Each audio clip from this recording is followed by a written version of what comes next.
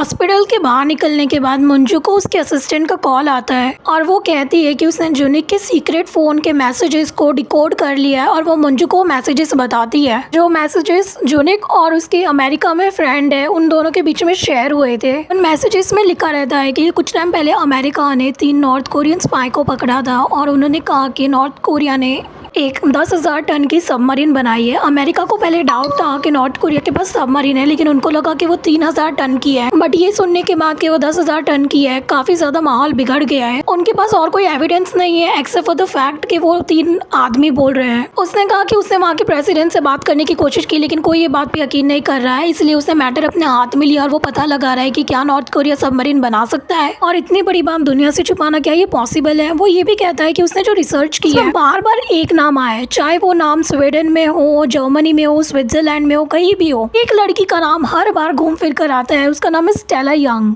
वो लड़की ने अमेरिकन एजेंट्स को ये भी बोला है कि नॉर्थ कोरिया सबमरीन बना सकता है और उसने काफी ज्यादा कॉन्फिडेंस के साथ ये बात बोली है। जुनकी का फ्रेंड ये भी बोलता है कि उसने फर्स्ट टाइम अपनी लाइफ में एक ऐसा पासपोर्ट देखा है जिसमें कोई फोटो नहीं हो और वो भी स्टेला यंग का ही है। तो उसे पता नहीं स्टेला यंग स्पाई है या नहीं, लेकिन वो 10 साल से साउथ कोरिया में है और वो चाहता है कि जुनकी किसके बारे में पता लगाए। मंजू देखती है कि जुनिक ने लास्ट मैसेज किया था अपने फ्रेंड को अपने मरने के 2 दिन पहले और उसने कहा था कि उसे पता है स्टेला यंग कहाँ है और 2 दिन बाद ही उसकी मौत हो गई। तो मंजू के असिस्टेंट बोलती है कि क्या स्टेला यंग का काम हो सकता है। दूसरे सीन में कंट्री की प्रेसिडेंट चर्च में होती है। वो कन्फेशन बूथ में जाती है और देखती है कि वहाँ पर मंजू सामने बैठी हुई है। मंजू उनसे बोलती है कि कल वॉर होने वाली है और मैं चाहती हूँ कि आप लोगों को बताएं ये बात। जो बोलती है कि उन्होंने हमेशा उसका साथ दिया, जब वो डिप्लोमेटिक का काम कर रही थी तब वो उन्हें नोट्स देती थी बनाकर, तो अभी भी उसे उन पर उम्मीद है कि वो काम करेगी। नेक्स्ट सीन में मंजू को चाइनीज एम्बेसडर का मैसेज आता है कि उनको उससे मिलना है। वो उनसे मिलने जाती है और पूछती है कि अगर कोरिया में वॉर होगी तो चाइना कैसे चुपचाप बैठ के ये सब कुछ देख सकता है, क्या चाइना को कोई फर्क नहीं पड़ेगा। तो एम्बेसडर बोलता है कि सब लोग चाहते हैं कि वॉर हो। तो मंजू बोलती है क्यों। उसके रिप्लाई में एम्बेसडर बोलता है कि वॉर हो जाए लेकिन शांति से मच जाए तो अच्छा, लेकिन अगर ये वॉर वर्ल्ड वॉर 3 बन जाएगी तो बहुत ज्यादा प्रॉब्लम होगी। हम तो सिर्फ बैठ के प्रे कर सकते हैं कि ये वॉर ज्यादा नुकसान ना करे। और मंजू एक फायरवर्क शो करती है लोगों के लिए और उन लोगों के आगे स्पीच देती है। वो स्पीच में सब कुछ बता देती है जो वॉर के बारे में मंजू को पता है।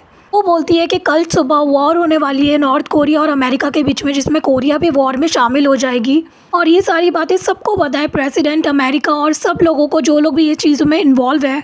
सब लोग ये बातें लोगों से छुपा रहे हैं। ये बात प्रेसिडेंट भी लाइव देखती रहती है मंजू की स्पीच। वो कहते हैं कि हमें एविडेंस बताओ। दूसरी तरफ प्रेसिडेंट की टीम बोलती है कि हम लोग स्पेशल टीम भेज रहे हैं मंजू को रोकने के लिए। एक आदमी गन लेकर मंजू पे शॉट लगाने के लिए रेडी बैठा हुआ रहता है। दूसरी तरफ पर स्पेशल टीम आ जाती है ये सब कुछ रोकने के लिए। ये देखकर कि स्पेशल टीम आ गई है, मंजू वापस से लोगों को रिपीट करती है कि प्लीज़ अपना ख्याल रखो, बंकर्स में जाओ और सेफ रहो, वॉर होने वाली है, यहाँ से निकलो। ऑन द स्टेज मंजू जुनिक के फ्रेंड से भी बात करती है और वो भी लोगों को बताता है जो भी उसे पता है।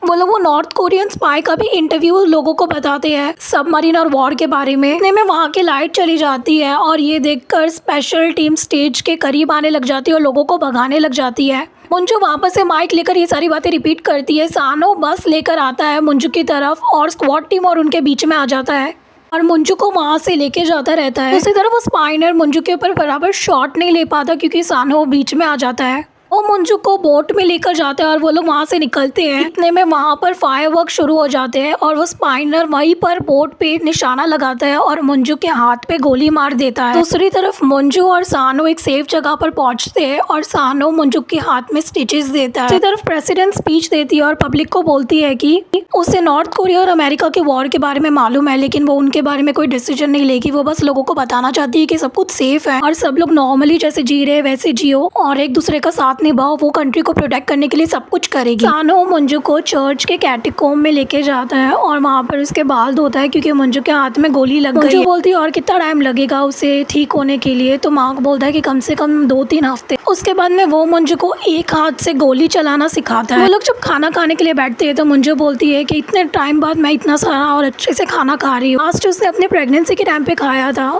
10 साल पहले। मंजू अपने प्रेगनेंसी और अपने अनबॉर्न चाइल्ड के बारे में बताती है कि कैसे वो एक लड़का था और वो नॉन स्टॉप उसे किक करता रहता था कि उन्हें ऐसा लगा कि पैदा होने के बाद वो एक सॉकर प्लेयर बने। मंजू सानो से बोलती है कि हाना ने बोला कि वो मंजू से जेलस थी, लेकिन रियल में तो मंजू हाना से जेलस है। वो कुछ भी करती है उसके घर में रहने के लिए। मंजू इमेजिन करती है कि वो हाना के घर में रहती है और किस टाइप से हाना का बच्चा उसे मॉम बोलता है।